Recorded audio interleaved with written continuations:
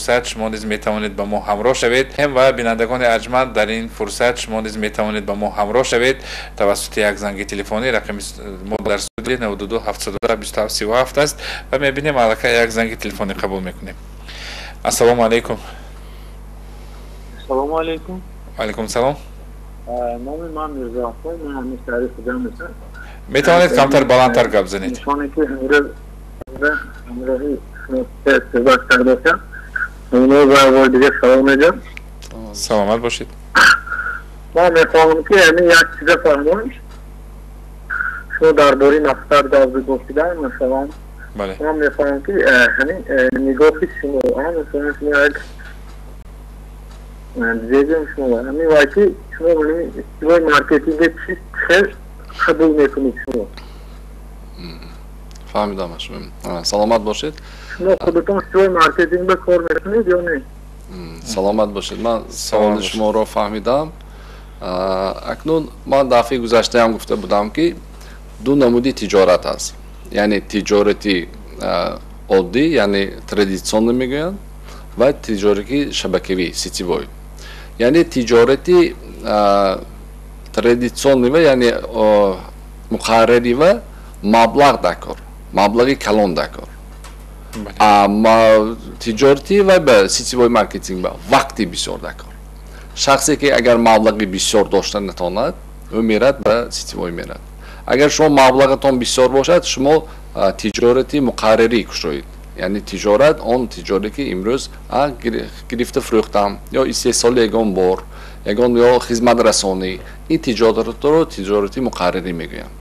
از امروز بسیار نفرها از سیتیوی مارکتینگ کار کرده ایستادن.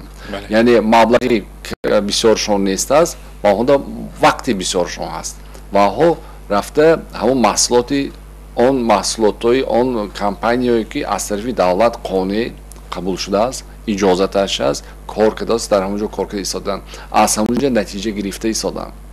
اکنون من خودم سیتیوی کمپانی کار نمی کنم چون من اندر چند تجارتای مقرریم هست یعنی اون تجارتی که با مبلغ وابسته است. امروز همون سیتیوی مارکتینگ میگن همون جوه هم بسیار کس رفتوسیان کار کردن نتونستوسیان چون آنها از مانعیت ترسیدوسیان یعنی از نگفتن یک شخص چون اونجا بار محصولات پیشنهاد کردن نکار پا محصولات فهمونده تونستن نکار که چی قیمت داره چی قدر داره چی و منفعت است البته این چیز بیام کار که تونستن نکار. برای چی انمی محصولات رو باید خریداری کنید برای چی با انمی شرکت همکاری کنید باید درست پیشنهاد کرده باشید. همون جایی هم آن شخصان موفق میشوند که از مانع نمیترسند از نگفتن یک موای نمیترسند یعنی یک خریدارند نگفتن نمیترسند آنها نیز باید وقتی که کجا که موفق شدن خواهید یعنی مانع ها رو گذاشته تونستن نکار.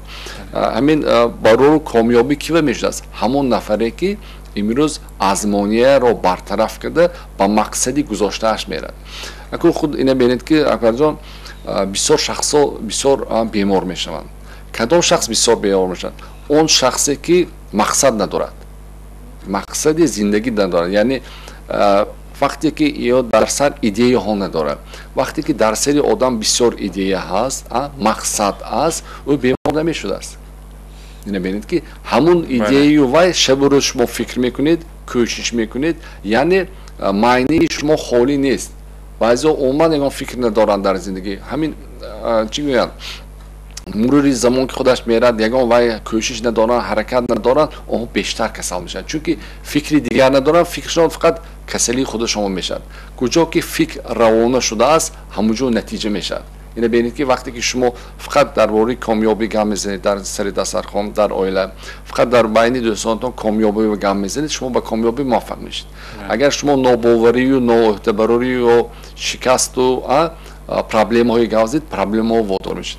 اگر شما دائما کسلی خود را فکر کنید بیماری خود را فکر کنید بیماری رشد میافته است. برای همین در همین بیمارخانه های هم اگر در یک پلات 5-6 نفر خوب رفتگی باشند همین وقتی که دکتر میدراید یکی از بیمار را گوید که من امروز کمتر بهتر گوید و دکتر پیشتر به صحبت میکنه چون که الکه میدوند که الکه او با خودش تخمی و صحت شدن رو گذاشت به کلاش بله فهمیدید؟ برای همین از این بسیار وابسته است. شما باید با میگویم این انتخاب شما خواهید به تجارتی مقرری مشغول شدید، میخواهید به تجارتی سیتی کمپانی که شما گفتید با اون البته این انتخاب شما است. بله مهم اون که اراده قوی داشته باشد، مهم اون که مقصدی درست داشته باشد و مهم اون که انا همین مانعه هایی که روبرو میشد خواه در این نمود تجارت خواه در دیگر نمود تجارت آن را برطرف کرده تماما. درست. تشکر زیاد میگویم به بیننده عزیز